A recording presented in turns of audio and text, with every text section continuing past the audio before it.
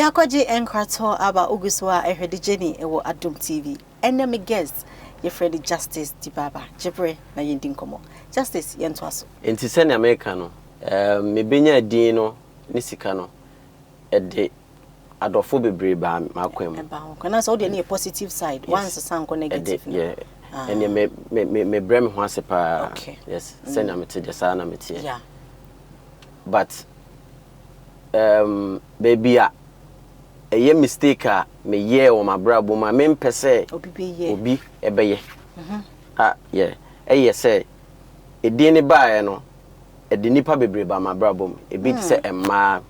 ene namfo sir yes me be hihia enamfo bi a yemfa ne say amwa me nsanom akohwibra ye piafa ha ye fa say emma 7 ade nti no edrume bi afere me team ene na say sika ne de menyo but be mfa nya hwe yakohwibra nko a eti be ya for some time na be hu say na you have to save. I was say me hwe so na me dey bobra yeah ti that was the time me mama ni started say dey e da ho na me twen me ho free and na fosem ho ene e ma asem ho nti no de me America kre ya edam anim de metimi aya ama me ho me twen me ho free me na fosem ne ma asem no ade metimi aye ama me ho ama mani age me ho say yes metimi aye more and say recently ya na me to asase ewo kasua. Oh, congratulations chame why ade abrabo na na wa start no ti say adu cement to adu blog to what else ti say no ubeka ko to mo wet blog ma me cement 50 Ghana mo we 5 million into 5 by 10 years saying 55 million once we tra blog kakra into say there you know me bom home and I say so my budget shop ewo East Legon. Oh, second one papa chairman na East Legon nya agrodie East Legon has tan nya agrodie hey sanchiame why ade na chese wo hu se enamfosem ne brabone akohwibra emmoa emma nipa wa brabo ene no correct de nyame pese oje wo no wantwitwa namfo ene niam bi so a untimi nnuru na chese empanyufo ka say ayonkogoro na makoto na chese de empanyufo ka ne nyina yampa o no correct because me ntwa no wo say Barbers omunye ska o but odi wani ebu a onhu baba bia wa yi onhu baba bia wa yi e wo Ghana ha wow so eti no afena mehu mawuram mayebi to bi so mehu sene etie mehu sesika wo adwumanim but say oye ne say de bia wokọ na so obenya de a de bia nzo be diska no but wo so hu say adwuma wontimi nya nkosi wiye ebedu sometime bi ahode ne beko because wo gina ntenten eye adwuma we be ye adwuma we within baby obenya ofisi ya de it is onye ska we na se we one say am fanye investment a that should be most when you do 50 years or something ka relax mama we be shops ne wa ye na ka wuti fie na wa nurse is le go 3 time maybe wo ho just say enko the whole riasekora na nka didi ho but na wantimi anye ne sa recently me hu say mo ye donation be barbering deben what is it about briefing kakra okay and mo komani mo and sound duma for what association na say was it for the Father's Day no we donations be called donations wow yeah dear wow me tie but me fan social media it's we need me hwe obi kwa ne twa yeah we need the me boss na me din kan ye adwuma for Fadama no yeah Nikki no Andy's yes for Fadama na any birthday into no create donation a coupon school for the blind and cost support no and I say Father's Day no we could donation no so Mrs. Tabacon Abiba Locks oh okay Abiba is Legon yes okay and also so any birthday okay and yenso ye kobwa no e wo 37 military hospital na ye fe koye ndi kama na ye di birthday week mu die ye ntwa ye ho kwaje nkrato ye ba still the journey Yakoji enkrato aba uguswa ehwede Jenny ewo Adom TV. Enemy guest ye friend Justice Dibaba. Jebre na yendi nkomo. Justice yento aso. Enti se na America no me benya din no ni sika no de adofo bebre ba makwem. Eba ho. Kana so de na positive side, once sanko negative. Yeah. And me brem ho asepa. Okay. Yes. Se na mete jesa na mete. Yeah. But baby a mistake me ye o my brabo ma me mpese obi ebeye yeah say e din ne bae no e de nipa bebre ba my brabo e bi say emma ene namfo yes me be hihia enamfo bi a yemfa ne say amwa me nsanom akohwibra ye piafa ha ye say emma 7 ade nti no edrume bi afere me team ni na say sika ne de menyaw but be mfa nya hwe yakohwibra nko a eti be ya for some time na be hu say na you have to save. I was say me hwe so na me dey bobra yeah ti that was the time me mama ni started say dey and that one na me train me ho free and na fosem ho ene e ma asem ho enti no de me America kre ya edam animi de metimi aya ama me ho me twen me ho free me na fosem ne ma asem no ade metimi aye ama me ho ama mani age me ho say yes metimi aye more and say recently ya na me to asase ewo kasua. Oh, congratulations chame why ade abrabo na was start no tisi adu cement to adu blog to tisi no ubeka ko to mo wet blog mama cement 50 Ghana mo we 5 million into 5 by 10 years saying 55 million once we tra blog kakra into cc there you know me bom home and I say so my budget shop East Legon. Oh, second one papa chairman East Legon nya agrodie East Legon has it nya agrodie hey sanchia me why ade na chese won say enamfosem ne brabone akohwibra emmoa emma ni power brabo ene no kre de nyame pese oje wo no wantwitwa namfo ene niam bi so a untimi nnuru na chese empanyufo ka say ayonkogoro na makoto na chese de empanyufo ka ni nyina yampa o no kre because me ntwa no won say Barbers omunye ska o but odi wani ebu a onhu baba bia wayeyi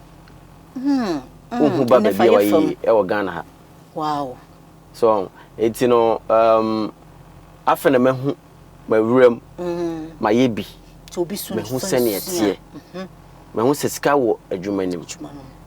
but say oye ne say de bia wokọ na so obenya de a de bia nso be diska no but wo so hu say adwuma wontimi nya nkosi wiye ebedu sometime bi ahode ne beko because wo gina ntenten eye adwuma we be ye adwuma we within baby a obenya ofisi ade it is a wonya ska we na se we one save am fanye investment that should be most when you do 50 years or something ka relax mama we be shops ne wa ye na ka wuti fie na wa nurse this le go 3 10 my be wo ho just say enko the whole wiase kora na ka didi ho but na wantimi anye ne sa recently me hu some ye donation be barbering deben what is it about briefing kakra okay enem ko money mo ensanu duma for what association na say was it for the Father's Day no we donations be called donations wow wow me tie but me fan to social media it's we need me hwe obi kwa ne twa we need the me boss na me din kan ye adwuma for Fadama no Nikki no Andy's yes for Fadama na any birthday into no create donation ewo a coupon school for the blind and co support no and I say Father's Day no we koye donation no so Mrs. Tabako Abiba Locks oh okay Abiba is Legon okay ono so na any birthday and yenso yakoboa no ewo 37 military hospital na ye fe koye kama na ye di birthday week mu de ye ntwa ye ho kwaje nkrato ye ba still the journey ya kwaje enkrato aba na make house the journey so na wo hwe e wo Adum TV asida enkoma aboafo mo so yasen na watch bi etimi di jumadi ebro me guest ene ege Justice di Baba Justice na ubeye obi ane social media woni nam ho enkofo hu Justice Poppy say how no feeling say pa na feeling it here or the actual we say the more you cool ana me papa ever say on the akwantu man no intino but to feel proud to be huna ne bad video asamwa jan stars no dear na ni age wo ni age pa ni age because no nim say Barber betimi e de me sa na say wo so watch de no na ya celebrities akesi aye bobodin wo hu mo a wo shake ma blade nkotwa no enye is sao debi sometimes who stars ni bia na adwuma no menim ye na say a God given talent e wo de mini problem bia na esi kaya ba ne me kokosi wife ni baby so e dey hi e ko say nyame adom enche oh there be enche oh na so uda so ne na le wo a chia me ubedi ye cause uta agija no to ho a na gab ne bedama enche na ne ma start ye basa nti eno a why Justice we need a whole we need also obobra ye ansa na wo be economistro afutuo emma youth no bi wo ha niti emfa enti ohun ni say ne na fofo nyina degree taya kakraka na wabu no ho abomfia odwin se wiase owo no kra wonka ho edien nkranhyesem na wo be ka che youth a ehweyen se wantimi anko school a na nkire sa abrabone no ano no Jenny no wotimi de nsa no dwuma so edru ba bia wo pese wodu fa ye fam afutuo kakra afutuo kakra me de bema me nuanom ene me papa nom me maame nom ene se also me hu ne se ensa no adwuma ye ade bi a eno na nyame e de che nipa se won soso no o de bebo obra enye school nko a yes enti se oba no owo talent bi ana se na nije ade bi won no pese oye a o so otimi ma ne kwan na nipa ne ye den etimi ye because se ofa media ne ye example a otimi se me school no amoame but me san no adwuma no am metimi meeting kofo bi aman dan dwen won se me ye den me meet enti no san no adwuma ya de bi a nipa se nyame de ma wasomu ye ne ye ne ye o se onya odo e de ma adwuma no se wo enye odo amfa ma adwuma na emfa mfa so bi anye den emrew ena nyame boa nso so na se unya adwuma wo de wonsa no adwuma no so eye adwuma na nyame ehia nyame yes eya fa bi to for china na ya adoye nso so na adoye ye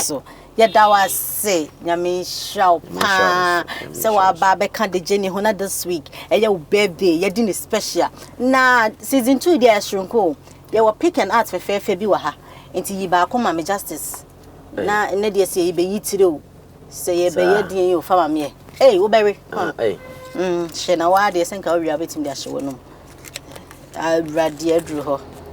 oh we did na denya wo de o mpai boy wo de to say sing your favorite gospel song a gospel nyuma ye o de to ba akoma ye na ye de yenkona ye mo beat ni nsembo so me start mo me nsemo